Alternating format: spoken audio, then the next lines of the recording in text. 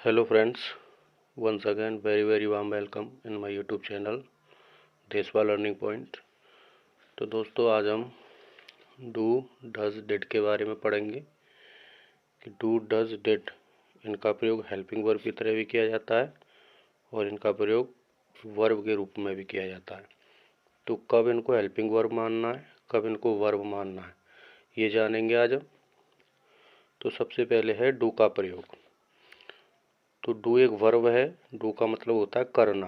तो इसकी second form होती है डिड, थर्ड फॉर्म होती है डन, फोर्थ फॉर्म होती है डूइंग। तो इसको कब हम हेल्पिंग वर्ब मानेंगे और कब इसको वर्ब मानेंगे। तो इसका दूसरा नियम है प्रेजेंट इंडेफिनिट के अफर्मेटिव या फिर सिंपल सेंटेंस में डू का प्रयोग मेन वर्ब के रूप में करते हैं जब सब्जेक्ट प्लूरल या फिर आई हो। तो प्रेजेंट इंडेफिनिट टेंस में अफर्मेटिव सेंटेंस जब होता है तो डू का प्रयोग वर्ब के रूप में किया जाता है और सब्जेक्ट कैसा होना चाहिए, या तो प्लूरल होना चाहिए या फिर आई होना चाहिए। तो एग्जांपल देखिए, I do my homework on time. तो यहाँ पर मैं समय पर अपना गृह कार्य करता हूँ। तो यहाँ पे डू का प्रयोग किया गया है वर्ब के रूप में। डू का मतलब होता है करना। दूसरा एग्जांपल देखिए, दे डू हार्ड वर्क। वे कठिन परिश्रम करते हैं। तो यहाँ भी डू का प्रयोग वर्ब के रूप में किया गया है। तो इसमें भी प्रेजेंट इंडेफिनिट है और यहाँ भी प्रेजेंट इंडेफिनिट है। दूसरा नियम देखिए,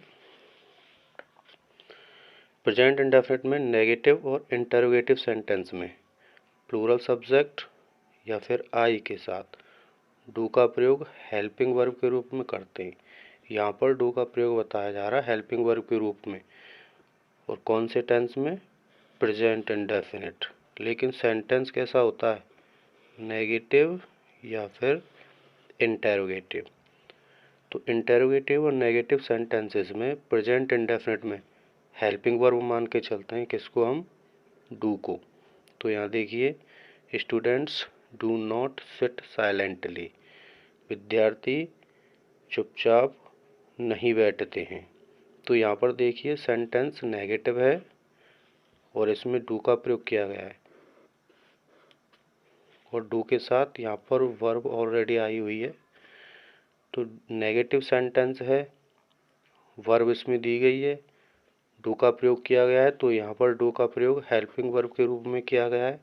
सेंटेंस प्रेजेंट इंडेफिनिट का हो गया, नेगेटिव सेंटेंस हो गया और प्लूरल सब्जेक्ट हो गया, और उसके साथ किसका प्रयोग किया जा रहा है, डू का। तो यहाँ पर डू हेल्पिंग वर्ब है, ना कि वर्ब, जैसा कि यहाँ पे बताया गया है। दूसरा सेंटेंस देखिए, why do you not do your work yourself. तुम अपना कार्य स्वयं क्यों नहीं करते हो। यहाँ पर दोस्तों देखिए डू का प्रयोग यहाँ पर भी किया गया है और यहाँ पर भी। तो दोस्तों डू का प्रयोग यहाँ पर भी किया गया है, यहाँ पर भी किया गया है। तो यहाँ पर डू का प्रयोग जो किया गया सब्जेक्ट से पहले वो प्रेजेंट इंडेफिनिट के हेल्पिंग वर्ब के रूप में किया गया है, लेकिन नॉट के बाद जो डू का प्रयोग किया गया है वो वर्ब के रूप में किया गया है। तो यहाँ पर डू हेल्पिंग वर्ब है, यहाँ पर वर्ब है। तो इस तरह देखें तो एक पैटर्न बनता है। तो दोस्तों यहाँ पे एक पैटर्न बनता है, यदि डू के साथ वर्ब की फर्स्ट फॉर्म दी गई हो तो डू को हेल्पिंग वर्ब मान के चलेंगे। तो सेंटेंस नेगेटिव होगा या फिर इंटरोगेटिव होगा। जैसे कि यहाँ देखिए, डू के साथ वर्ब की फर्स्ट फॉर्म दी गई है तो डू को हेल्पिंग वर्ब माना गया है। तो ये जो सेंटेंस है वो नेगेटिव है। यहाँ देखिए, इस डू को हेल्पिंग वर्ब माना गया है तो ये जो सेंटेंस है वो इंटेरोगेटिव है। और यहाँ देखिए, डू के साथ कोई भी वर्ब नहीं है तो डू को क्या मानेंगे, वर्ब मानेंगे। तो जो सेंटेंस हो जाएगा प्रेजेंट इंडेफिनिट का अफर्मेटिव होगा। जैसे कि ये सेंटेंस है, प्रेजेंट इंडेफिनिट के हैं दोनों और अफर्मेटिव है। नेक्स्ट है दोस्तों डज का प्रयोग। तो डज का प्रयोग भी प्रेजेंट इंडेफिनिट में ही किया जाता है। दोनों तरीक़ों से किया जाता है। डज को हेल्पिंग वर्ब भी मानते हैं प्रेजेंट इंडेफिनिट में, और डज को वर्ब भी मानते हैं। ये देखिए, प्रेजेंट इंडेफिनिट में सिंगुलर सब्जेक्ट होने पर वर्ब डू में ईएस लगाकर डू को क्या बना देते हैं, सिंगुलर बना देते हैं। तो वो क्या हो जाता है, डू में ईएस लगा देंगे तो डज। लेकिन जो सेंटेंस होगा वो अफर्मेटिव होगा। सेंटेंस अफर्मेटिव होगा। तो पहला रूल तो ये होता है, प्रेजेंट इंडेफिनिट होगा, अफर्मेटिव सेंटेंस रहेगा वो, और सिंगुलर सब्जेक्ट होगा तो डू में क्या लगा देते हैं हम, ईएस लगा देते हैं, तो वो डज बन जाता है। तो डज बनाकर उसे हम सिंगुलर बना देते हैं, क्योंकि सिंगुलर सब्जेक्ट के साथ सिंगुलर वर्ब भी आती है। और यहाँ देखिए, प्रेजेंट इंडेफिनिट में नेगेटिव और इंटरोगेटिव सेंटेंस में सिंगुलर सब्जेक्ट होने पर डज का प्रयोग हेल्पिंग वर्ब के रूप में करते हैं। तो डज हम लगा सकते हैं, लेकिन वो क्या कहलाएगी, हेल्पिंग वर्ब। लेकिन वहाँ जो सेंटेंस निकलता है वो नेगेटिव होता है और इंटरोगेटिव होता है, और टेंस प्रेजेंट इंडेफिनिट ही रहेगा। तो यहाँ भी प्रेजेंट इंडेफिनिट है, यहाँ भी प्रेजेंट इंडेफिनिट है, यहाँ भी सिंगुलर सब्जेक्ट है और यहाँ भी सिंगुलर सब्जेक्ट है। लेकिन यहाँ सेंटेंस अफर्मेटिव रहेगा डज के लिए जब वो वर्ब के रूप में काम करेगी, और जब वो हेल्पिंग वर्ब के रूप में काम करेगी तो सेंटेंस नेगेटिव या इंटरोगेटिव होगा। तो ये देखिए पैटर्न बन रहा है यहाँ पे। तो दोस्तों डज के साथ यदि वर्ब की फर्स्ट फॉर्म दी जाए तो डज को यहाँ पर हम हेल्पिंग वर्ब मानेंगे, और यदि डज के साथ कोई वर्ब ना हो तो डज को हम वर्ब मानेंगे। डज के साथ वर्ब की फर्स्ट फॉर्म आएगी तो इसका मतलब सेंटेंस क्या रहेगा, सेंटेंस नेगेटिव रहेगा या फिर इंटरोगेटिव रहेगा। और डज के साथ कोई वर्ब नहीं आएगी, इसे वर्ब मानेंगे, तो फिर सेंटेंस क्या रहेगा, अफर्मेटिव। और दोनों ही स्थितियों में आपका प्रेजेंट इंडेफिनिट टेंस रहेगा। तो यहाँ देखिए, Rahul does everything for me. तो यहाँ पर अफर्मेटिव सेंटेंस है, ये अफर्मेटिव सेंटेंस है, डज का प्रयोग किया गया है। तो डज यहाँ पर हेल्पिंग वर्ब ना होकर क्या है, वर्ब है। यहाँ डू वर्ब है जिसमें सिंगुलर सब्जेक्ट होने पर ईएस का प्रयोग किया गया, तो ये क्या बन गया है, does. She does it for herself, ये भी अफर्मेटिव सेंटेंस है, सिंगुलर सब्जेक्ट है दोनों में। अफर्मेटिव सेंटेंस होने पर वर्ब की फर्स्ट फॉर्म दी गई है डू, और इसमें किसका प्रयोग किया गया है, ईएस का। तो यहाँ पर ये हेल्पिंग वर्ब ना होकर वर्ब है। यहाँ देखिए, his father does not work in this factory, ये सेंटेंस नेगेटिव है। तो नेगेटिव जब सेंटेंस होता है तो प्रेजेंट इंडेफिनिट में डू या डज का प्रयोग किया जाता है, सिंगुलर सब्जेक्ट के साथ डज का प्रयोग करते हैं। तो ये क्या हो गई यहाँ पे, हेल्पिंग वर्ब, और इसके साथ वर्ब की फर्स्ट फॉर्म का प्रयोग किया गया है। तो यहाँ भी प्रेजेंट इंडेफिनिट, इनमें भी प्रेजेंट इंडेफिनिट और इसमें भी। लेकिन यहाँ डज का प्रयोग वर्ब के रूप में है और यहाँ डज का प्रयोग हेल्पिंग वर्ब के रूप में।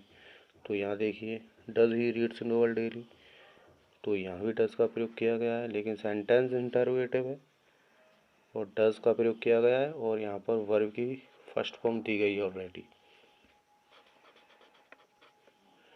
तो यहाँ डज को क्या मानेंगे हम, हेल्पिंग वर्ब। ये बाई मिस्टेक एस लगा हुआ है तो ये रीड है। नेक्स्ट देखिए डिड का प्रयोग। तो डिड का प्रयोग जब हम करते हैं, डिड का प्रयोग पास्ट इंडेफिनिट में ही होगा हर हालत में, दोनों ही स्थितियों में पास्ट इंडेफिनिट में प्रयोग किया जाएगा डिड का, चाहे हेल्पिंग वर्ब के रूप में हो रहा हो या वर्ब के रूप में। तो वर्ब कब होगी, हेल्पिंग वर्ब कब होगी, पास्ट इंडेफिनिट में अफर्मेटिव सेंटेंस में डू, जिसका हिंदी अर्थ होता है करना, ये वर्ब है, डू की सेकंड फॉर्म के रूप में डिड का प्रयोग किया जाता है। जैसा कि पहले बताया है, डू की सेकंड फॉर्म डिड होती है। और दूसरी स्थिति में देखा जाए तो पास्ट इंडेफिनिट में नेगेटिव सेंटेंस और इंटरोगेटिव सेंटेंस होने पर डिड का प्रयोग हेल्पिंग वर्ब के रूप में होता है। तो पास्ट इंडेफिनिट दोनों ही स्थितियों में पास्ट इंडेफिनिट में होगा। अगर अफर्मेटिव सेंटेंस है तो डिड को क्या मानेंगे हम, डू की सेकंड फॉर्म। और सेंटेंस यदि नेगेटिव और इंटरोगेटिव हों तो डिड को क्या मानेंगे, हेल्पिंग वर्ब। तो ये देखिए पैटर्न क्या बन रहा है, डिड के साथ वर्ब की फर्स्ट फॉर्म यदि दी जा रही है, पास्ट इंडेफिनिट हो गया, तो इसका मतलब डिड क्या हो जाएगी, हेल्पिंग वर्ब। और डिड के साथ कोई भी वर्ब नहीं है तो डिड स्वयं ही क्या कहलाएगी, वर्ब कहलाएगी, जो कि डू की सेकंड फॉर्म कहलाएगी डिड। तो दोनों ही स्थितियों में टेंस कौन सा रहेगा, पास्ट इंडेफिनिट। तो अगर ये स्थिति बनती है डिड के साथ फर्स्ट फॉर्म आ रही है और डिड को हेल्पिंग वर्ब बताया जा रहा है, तो यहाँ पर सेंटेंस नेगेटिव होगा या फिर इंटरोगेटिव होगा। और इस स्थिति में डिड के साथ कोई वर्ब नहीं है तो डिड स्वयं वर्ब होगी, डू की सेकंड फॉर्म। तो यहाँ जो सेंटेंस होगा वो अफर्मेटिव या सिंपल होगा। ये देखिए, I did it my self, तो यहाँ पर यह सेंटेंस अफर्मेटिव है और डिड का प्रयोग हुआ है, तो डिड का प्रयोग यहाँ पर वर्ब के रूप में हुआ है, डू की सेकंड फॉर्म के रूप में। यहाँ देखिए, I did not like you, यहाँ भी डिड का प्रयोग हुआ है, लेकिन सेंटेंस नेगेटिव है तो इसका मतलब वर्ब इसमें दी गई है, तो डिड का प्रयोग हेल्पिंग वर्ब के रूप में माना जाएगा। तो यहाँ पर देखिए, did you have any friend, यहाँ पर डिड का प्रयोग बताया जा रहा है, बाय मिस्टेक डू हो गया था तो ये आप डिड माने। और डिड के साथ वर्ब की फर्स्ट फॉर्म, तो यहाँ पर डिड को क्या मानेंगे, हेल्पिंग वर्ब। तो ये वर्ब जो है यहाँ पर क्या है, हैव। तो ये हैव वर्ब है दोस्तों, यहाँ पर जो पास रखना है स्वामित्व दर्शाती है। तो ये हेल्पिंग वर्ब का भी काम करती हैं, वर्ब का भी काम करती हैं। अपने नेक्स्ट वीडियो में अब की बार हम हैव के बारे में, हैज़ के बारे में बात करेंगे।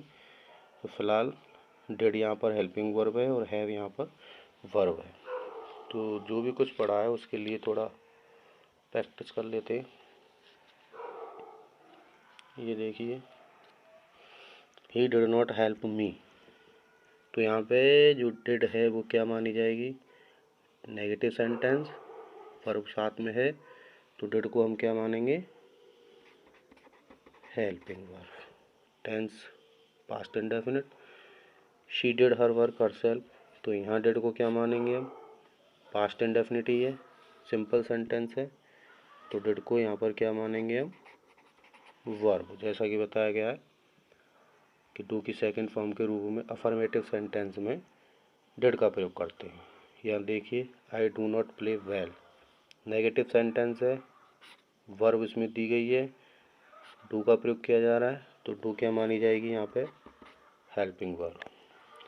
Shanu does every question in a minute, तो यहाँ देखिए, यहाँ से लेकर यहाँ तक सेंटेंस अफर्मेटिव है और अफर्मेटिव है तो डज का प्रयोग हो रहा है। तो यहाँ अफर्मेटिव सेंटेंस में डज का जो प्रयोग किया जाता है वो वर्ब के रूप में किया जाता है, ना कि हेल्पिंग वर्ब के रूप में। अगर ये नेगेटिव होता तो इसको हम हेल्पिंग वर्ब मानते हैं।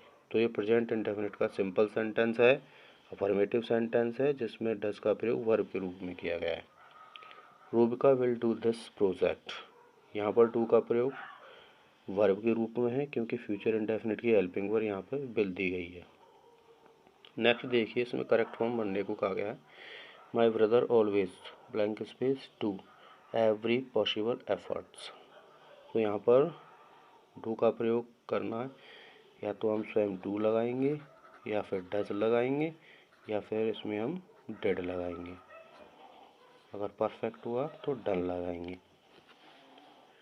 तो यहाँ पर ऑलवेज का प्रयोग किया जा रहा है, ऑलवेज प्रेजेंट इंडेफिनिट की एडवर्ब है, तो प्रेजेंट इंडेफिनिट का ही प्रयोग करना है। इसमें प्रेजेंट इंडेफिनिट का प्रयोग करेंगे तो डू वर्ब दी गई है इसमें, तो डू का प्रयोग करेंगे या डज का करेंगे, कि सिंगुलर सब्जेक्ट है प्रेजेंट इंडेफिनिट का, तो डू में क्या लगा देते हैं, ईएस लगा देते हैं, तो यहाँ किसका प्रयोग हो जाएगा, डज का। यहाँ देखिए, सेंटेंस इंटरोगेटिव है, इंटरोगेटिव आगे का ब्लैंक स्पेस हेल्पिंग वर्ब के लिए छोड़ा गया है, यहाँ पे वर्ब नहीं है। तो यहाँ पर रेगुलर एक्शन है, हैबिचुअल एक्शन है, आदतन कार्य है कि सुमित अकेला एक्सरसाइज करता है, तो प्रेजेंट इंडेफिनिट हुआ, तो प्रेजेंट इंडेफिनिट की हेल्पिंग वर्ब लगेगी डस, क्योंकि सिंगुलर सब्जेक्ट है। और डू की फर्स्ट फॉर्म का यूज़ करना है हमें, क्योंकि डज के साथ वर्ब की फर्स्ट फॉर्म का प्रयोग करते हैं प्रेजेंट इंडेफिनिट में।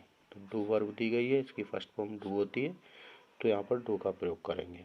तो इस तरह फ्रेंड्स आप पहचान सकते हो। यदि क्लास आपको अच्छी लगी हो तो चैनल को सब्सक्राइब करें, अगर आप न्यू व्यूअर हो तो लाइक करें। थैंक्स।